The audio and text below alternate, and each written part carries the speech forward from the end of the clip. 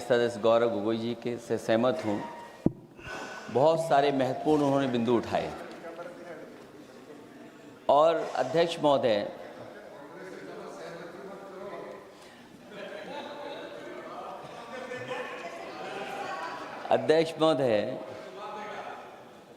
मुझसे ज़्यादा मेरे रिश्ते शायद हमारे विपक्ष के लोग ज़्यादा जान रहे हैं और जितना विपक्ष के लोग नज़र रखेंगे मैं समझता हूँ उतना रिश्ते और मजबूत हो जाएंगे। अध्यक्ष महोदय, मैं आंदोलन को बहुत दूर से देख रहा था और उस आंदोलन में जो जीत के बाद नारा लगा, एक नारा लगा अध्यक्ष महोदय, सरकार के खिलाफ नारा लगा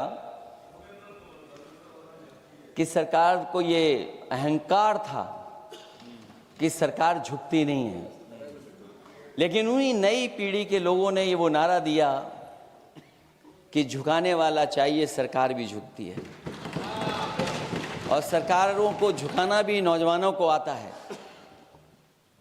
सरकार झुकी और स्वीकार किया उन्होंने।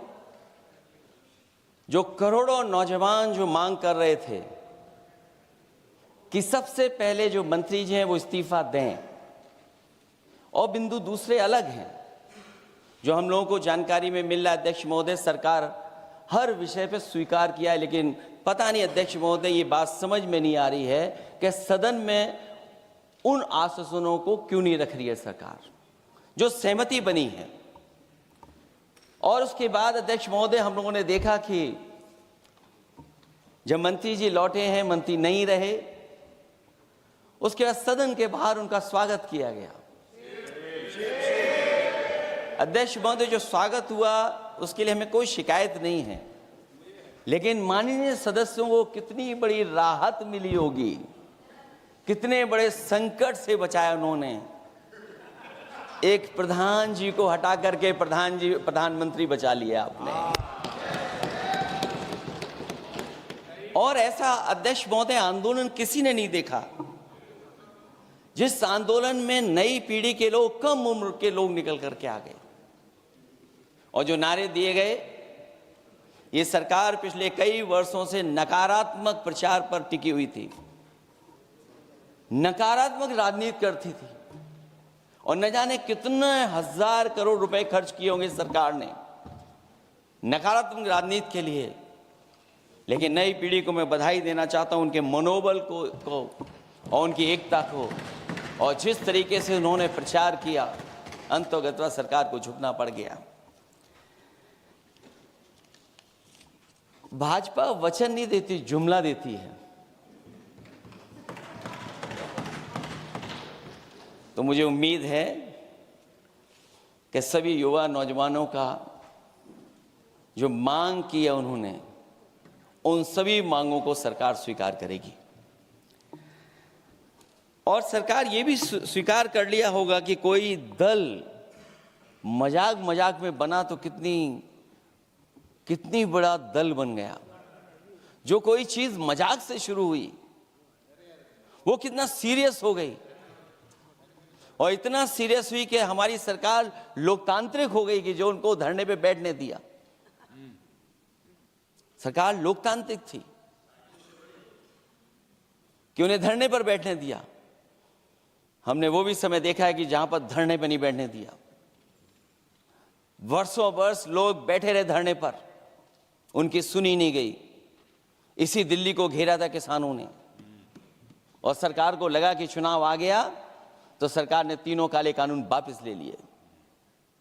जब सरकार घबरा जाती है, डर जाती है, तो सरकार स्वीकार कर लेती है। इसीलिए वो नारा मुझे अक्सर याद आता है कहीं कि झुकाने वाला चाहिए, सरकार भी झुकती है। जो विषय लाया गया है कि prevention of unlawful means act,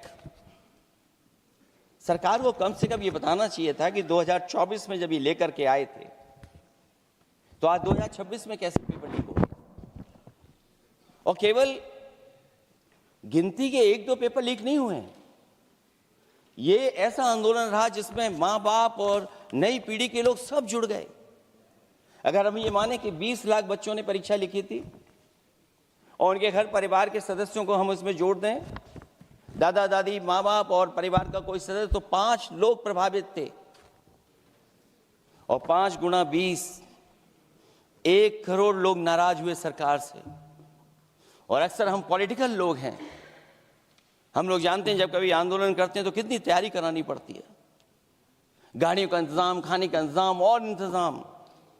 लेकिन ये पहला आंदोलन देखा कि जिसमें माँ बाप भी जुड़ गए और कहा कि जाओ बच्चों आंदोलन करो, हम आपके साथ हैं। ये पहला आंदोलन ऐसा देखने को मिला है। और केवल दिल्ली में नहीं हुआ ये, केवल दिल्ली में नहीं हुआ ये। अगर ये बात गलत है, अगर ये बात अध्यक्ष महोदय गलत लग रही है, तो देश के होम मिनिस्टर साहब को ले आइए, वो सब एक्सप्लेन कर देंगे।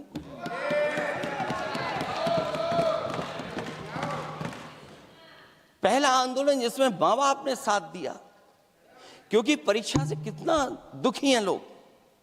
ये जो परीक्षाएं लीक हुई हैं, कई महीनों पहले ये किताब बना दी थी। और अध्यक्ष महोदय, जो लोग चढ़ावा चोरी नहीं बचा पाए, वो पेपर लीक कैसे बचा पाएंगे? जो भगवान के दरबार से दान गायब हो गया, दान चला गया, वो लोग पेपर लीक बचाएंगे? किस कानून को, जो कानून पहले बनाया उसी कानून का संशोधन करके लेकर आए? किसकी आंखों में आप धूल झोंक रहे हैं? और अगर कानून से बच रहा होता तो भाजपा की 10 साल की सरकार में 20 परीक्षाएं कैसे लीक हो गई?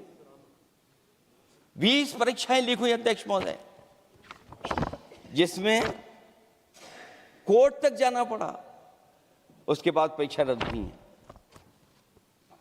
दरोगा भर्ती का पेपर लीक हो गया, जूनियर इंजीनियरिंग के भर्ती का पेपर लीक हो गया, ग्राम विकास पंचायत अधिकारी का पर्चा लीक हो गया, नलकूप चालक भर्ती का, यूपी टीईटी का परीक्षा लीक हुआ।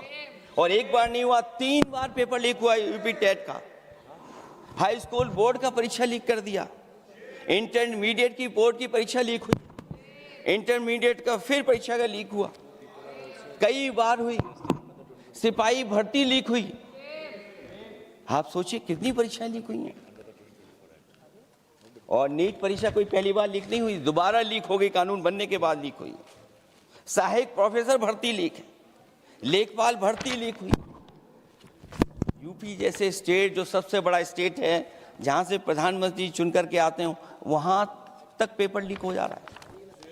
और जो संस्था परीक्षा एग्जामिनेशन करा रही है, वो एनटीए में भी आउटसोर्स कर दिया आपने।